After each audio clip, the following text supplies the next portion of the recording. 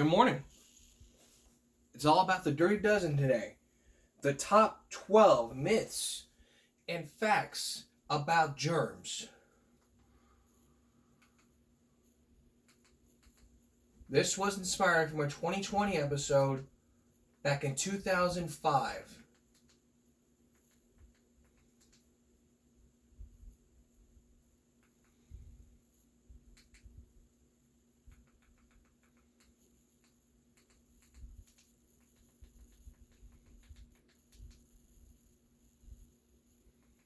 It's called Germs, the Dirty Dozen, Myths, Lies, and Straight Talk. Today, we're going to be telling you the same thing, what you can do. Starting it from eating out, from double dipping, to sharing your own makeup. I'm not going to play this for you guys, but I am going to remember some of the things. But first, it's COVID time.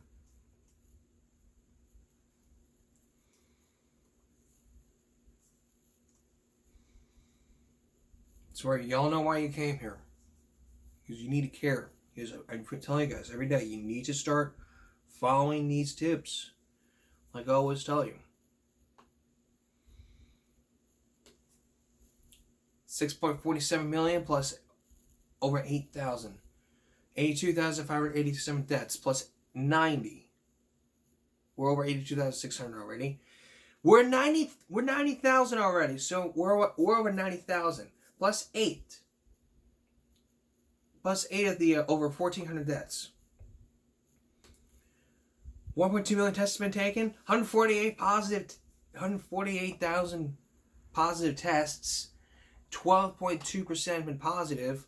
89,000 have been hospitalized. Over 17,000 people are in ICU. Vaccinations, well, 20.4 million have had at least one dose, which is 17.4%. And 17.2 have been fully vaccinated, which is 59.5%.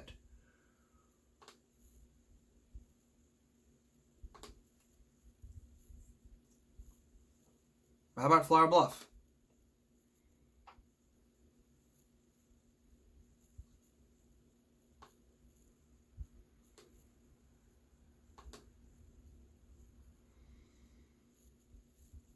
Valentine's Day yesterday, 4 students had COVID. One junior high student. 5 zeros from junior high to elementary. 2 primary students, 2 primary staff, 1 ECC student, 0 ECC staff, 1 transportation, 0 district. Throughout this month, that makes the total of 21 for high school, 0 for high school staff, 12 for junior high students, 0 for the staff, junior high staff, 7 for intermediates, 2 for intermediate staff, 3 for elementary students, 6 for elementary staff, 7 for primary, 2 for primary staff, 2 for ECC, 0 for ECC staff, 3 transportation, and 2 for the district. That is some very good news out there. But what about this idea for the Pfizer vaccine being for everyone?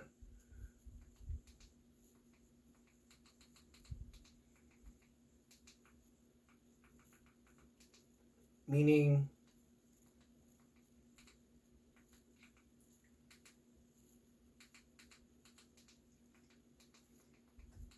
everyone gets a vaccine, everyone under 5. We still don't know whether the FDA has approved it, but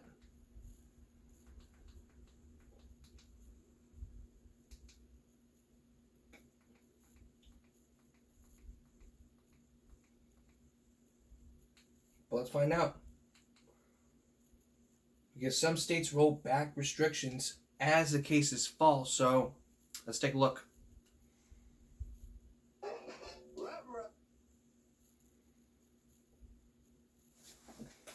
Okay, take a look.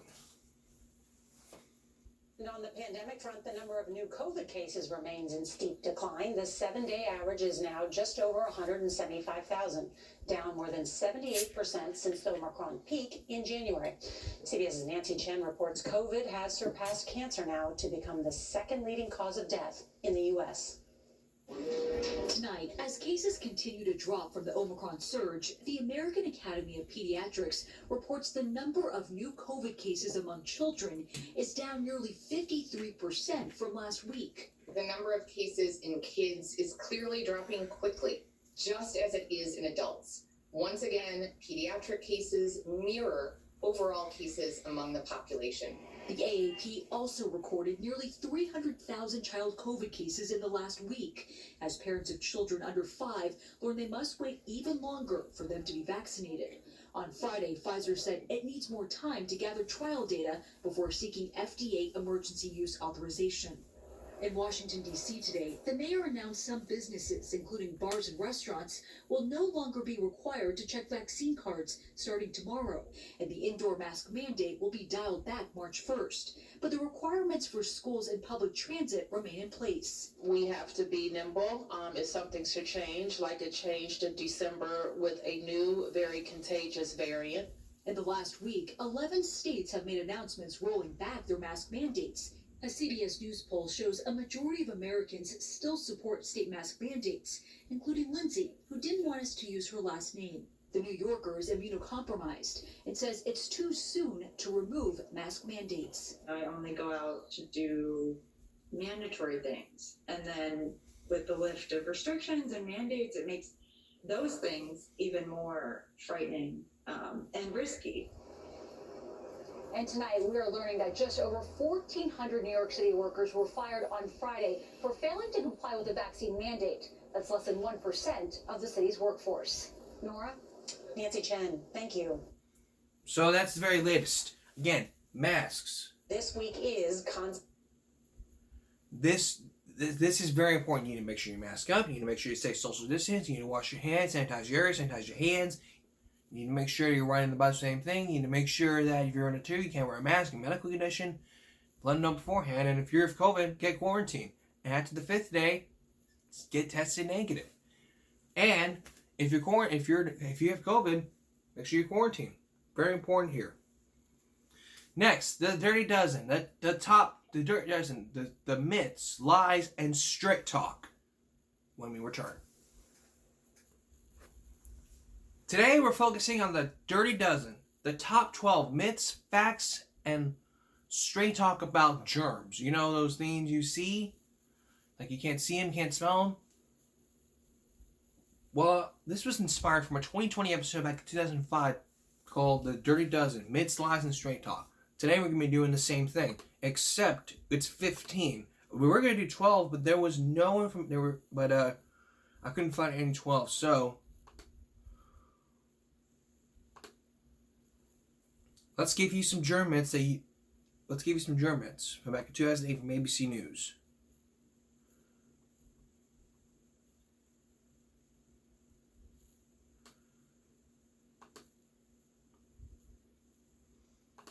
Like, you need to stop believing in these. This is from prevention.com. Like, this is myth number 1. You can get infectious by sitting on public toilet seats. It's a myth. Just go ahead and sit. And here's a tip for you. Don't put your purse on the floor or insult one of the germiest surfaces in the bathroom. Myth number 2. Hot water cleans best.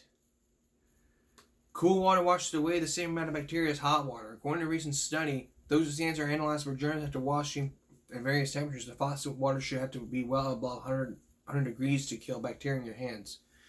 Temperatures that high could scald you, says a study co-author David Schaffner, a food scientist from university. Tip: count to 20 while lathering, then rinse, according to the CDC. Number 3, being cold weather can make you ill. Not directly. The drop in temperatures make us sick, but the way germs do it might. A 2015 study found that cooler temperatures allow cold rising rhinoviruses to replicate faster in nasal passages. Cold weather keeps us inside when we come into close contact with sneezing, coughing, infectious people, says Scott. And here's a tip. If you have a cold or flu, be courteous and stay away from others. If you're not sick yet, you need to wash your hands frequently, get a flu shot. It's not too late. Number 4, an antibiotic will kill the germs that are causing your cold. No such luck. Most colds are caused by viruses, and viruses don't respond to antibiotics. Don't demand an antibiotic from your doctor when you have a cold. It might put you at greater risk of developing a subsequent infection that resistant to your antibiotics. And number 5, you're most likely to get food poisoning at your restaurant than in your own home. Most restaurants are very careful to avoid problems. Most home chefs are not. 80% of salmonella poisoning occurs at the home. To protect yourself from foodborne illness, use separate cutting boards for meats, vegetables, and breads. Use a food thermometer to make sure your food is cooked at the proper temperature. And keep your refrigerator below to prevent bacteria from breeding.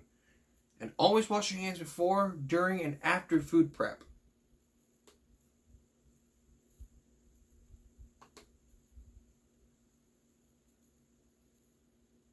Now for the facts.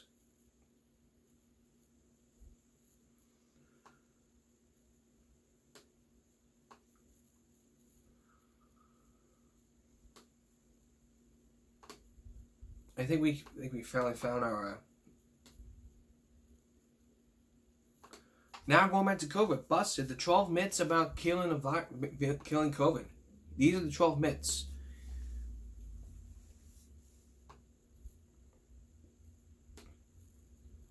Well, I'm not going to go into that, but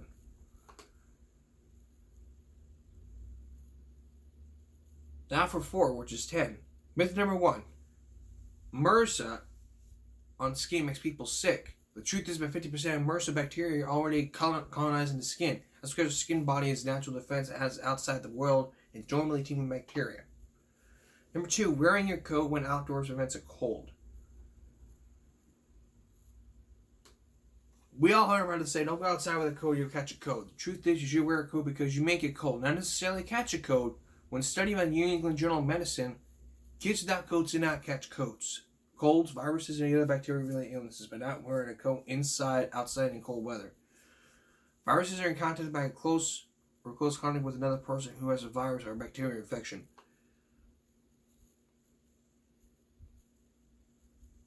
Most reported deadly bacteria are deadly. The truth is that deadly bacteria can be harmless. Number 10. Every respiratory tract infection requires antibiotics. In reality, 95% of infections are caused by viruses, not only cure to allow our bodies to heal naturally, but this is because viruses do not respond to antibiotics, which are only used to treat bacterial infections. Viral infections are not controlled by our immune systems and simply need to run that course. Most people who are in good health are able to fend off viruses no problem at all. The only time antibiotics are used to treat respiratory infections is when an infection is caused by bacteria. In those cases, a culture is taken to determine the heat.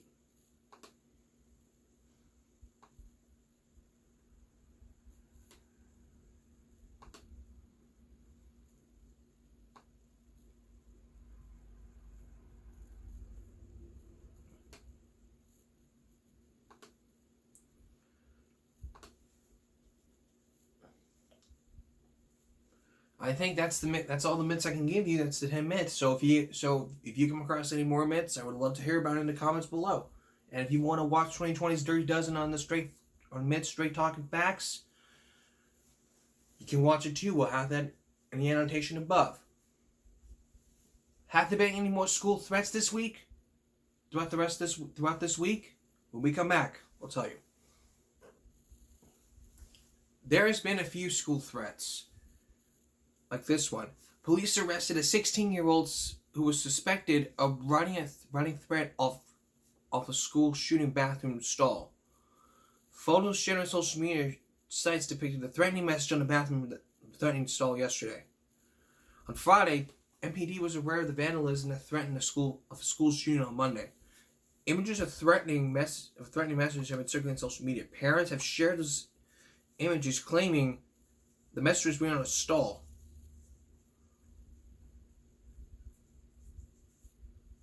In part, the school just said today we found a threat at the school. The person knowing the threat was targeted from Monday. Police are immediately notifying, frequently responding to the investigating currently. Due to their age, currently all students are safe. due to their age, MNT is not disclosing the suspect because he is a juvenile. But there is some good news. They arrested that 16-year-old. If it was 2 years ago, he would have been arrested, sent to jail. They would have released the name.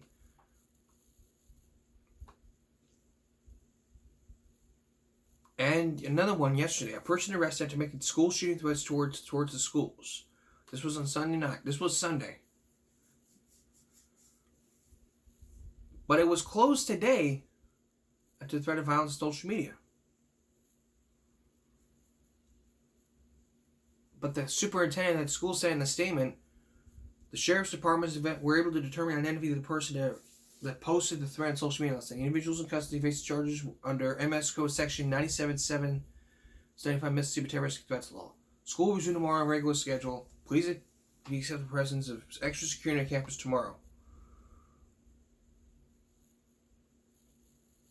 But according to the sheriff's online Facebook page, investigators learned of threats to begin working with the school district and other law enforcement agencies in surrounding counties to figure out the person's identity. This was on Sunday. In the post, the sheriff's office said the person has been arrested and thanked all the agencies, which was good news. But the age has not been identified. He might be a juvenile, so he may go to juvie.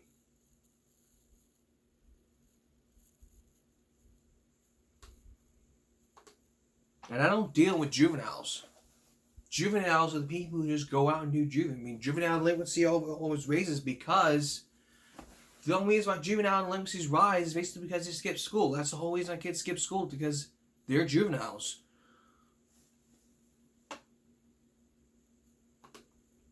And there was another one from a school mask mandate. Conservatory High School switches back to remote learning after school threatened over mask mandate. School officials updated the community with a special announcement from Superintendent Dr. Richard Gusick and Principal Amy Messenger on the school district website. There were threats because of that mask mandate, and even the board decided let's go to remote learning because of this. It's like, find out who did it and arrest him. And just 5 hours ago, there was the same thing. School boards get death threats. And the men over age, race, gender, mask policies. It's like, it is too bad that your mama is an ugly communist. Like, this is from the home of London County, Virginia, from school board member Brenda Shannon. It is too bad that your mama is an ugly communist blank. If she doesn't quit or resign before the end of the year, we will blank her. But first, we will blank you. You know why I said blank? Because I can't even say the K word. That is a threat. And if you were to think I'm threatening you, I'm not threatening you. And then this is another one. This is why Hitler threw you blanks in the gas chamber. I'm quoting here.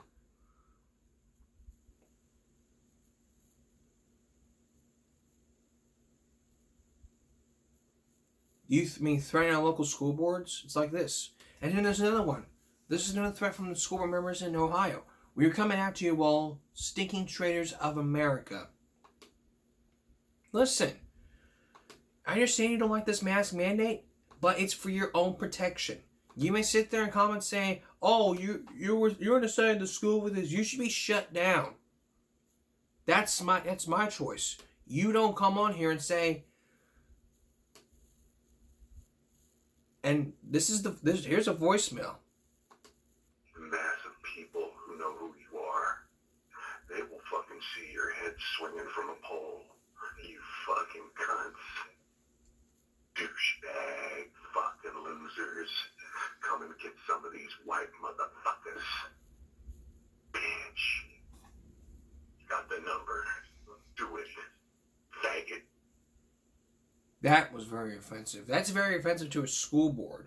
That was from Pennsylvania schools, and that was from last week. That was February 6th. When Florida, they faced threats and intimidation after supporting a district mask mandate. Someone filed a false claim against her. That's with the Florida Department of Children and Families, alleging she abused her daughter.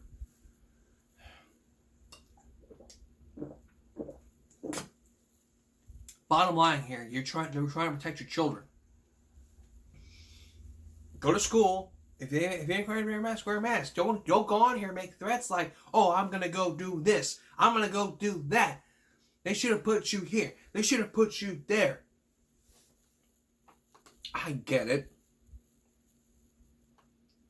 And which was why 15 hours ago, a school board held meeting virtually due to the threat. The district said a perceived bomb threat was directed at a meeting by an individual with documented criminal history. We don't know who that is. He could be a juvenile. But if he was charged as an adult, then they would release the name.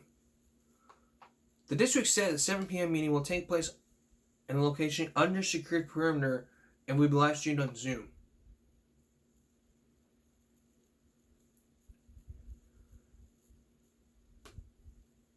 But the Cherry Creek school mask mandate expired February 4th, which was last week.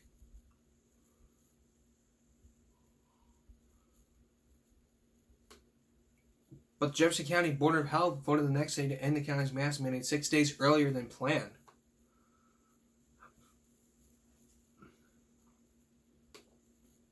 So it's good that you all are holding back and holding back here, but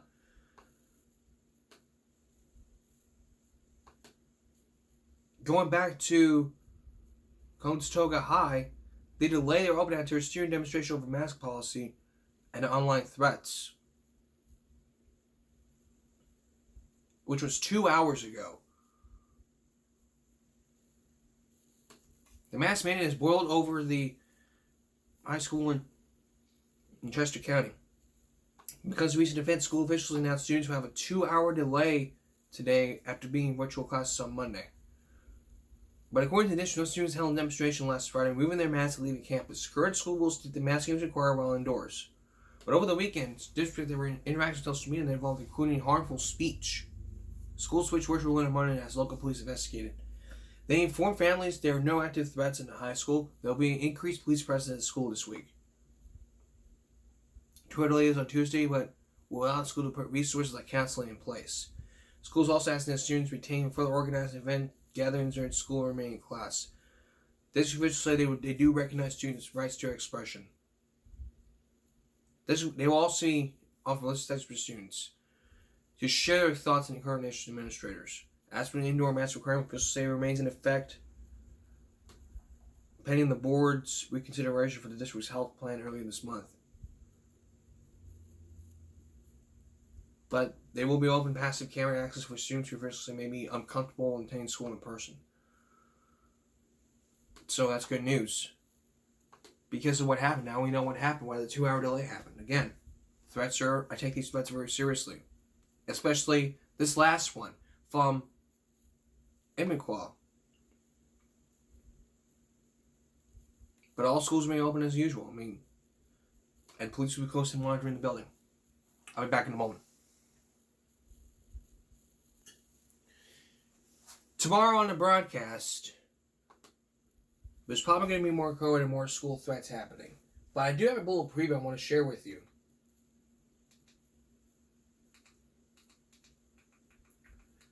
Real quick before we leave.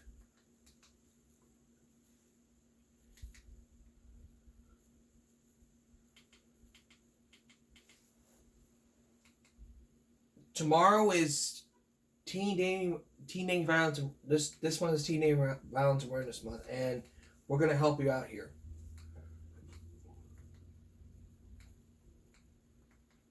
And we're gonna try to help you out here. I'll give you guys some tips on what's gonna happen. And the doctor is in. New USDA school month for new USDA school month nutrition. We'll tell you about those changes happening. So look for that on Wednesday. That's all. Visitation Give Me a Break Tuesday. We'll see you again tomorrow for Give Me a Break Wednesday. For all of us at YouTube, have a great day.